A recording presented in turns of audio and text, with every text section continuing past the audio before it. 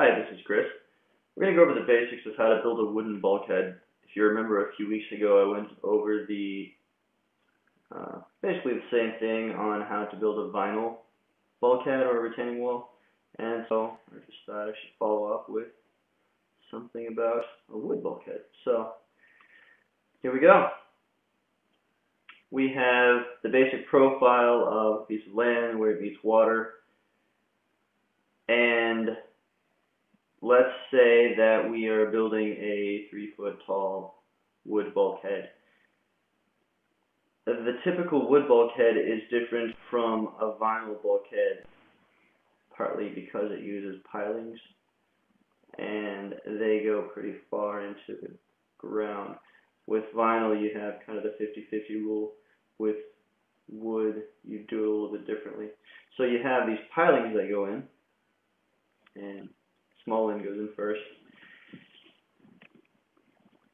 Then, right behind the pilings, and I know that's not very neat, but right behind the pilings you put your whales. And you probably for 3 feet you'll need 2, but let's just, for this, let's say there's 3. And they might be 2 by 6, they might be 4 by 6, something like that. It depends on the size of the wall that you're building.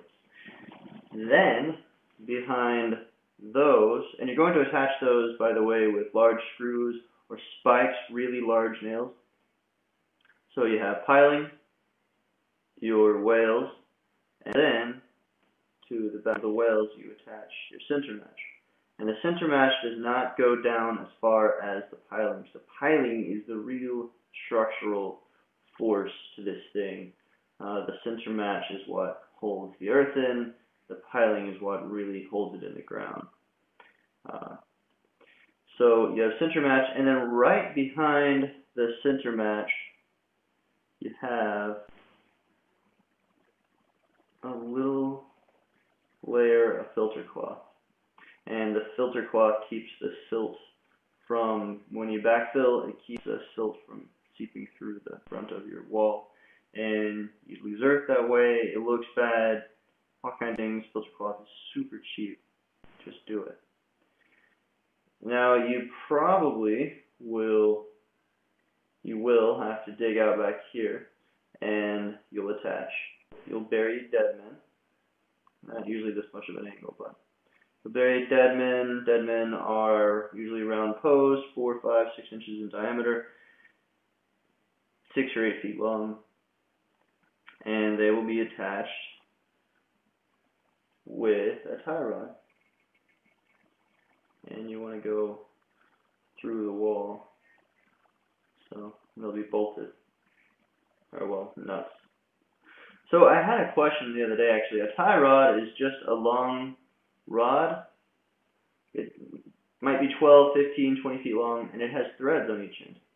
About a foot or a foot and a half of threads on each end. And don't worry about the mesh. And then you just put your nut on, and that's what a tie rod is.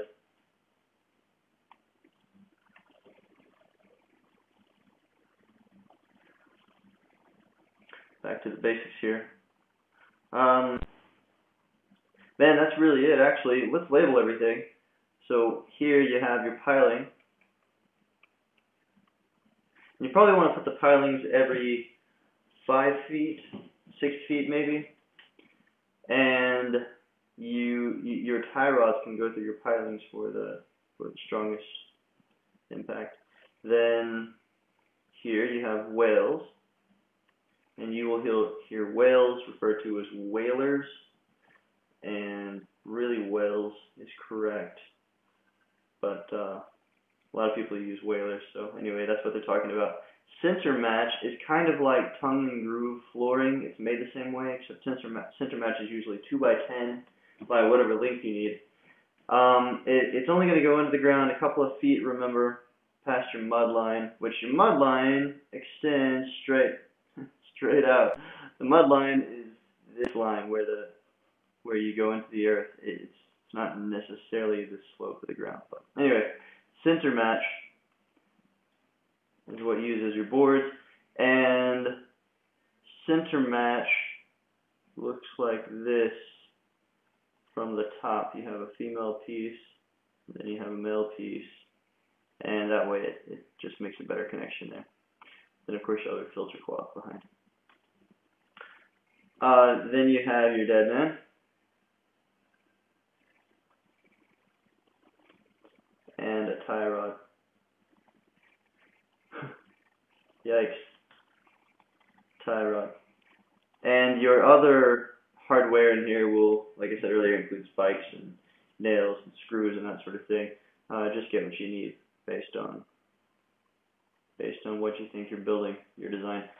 Please always check with a professional before you start building. Check with your local building codes.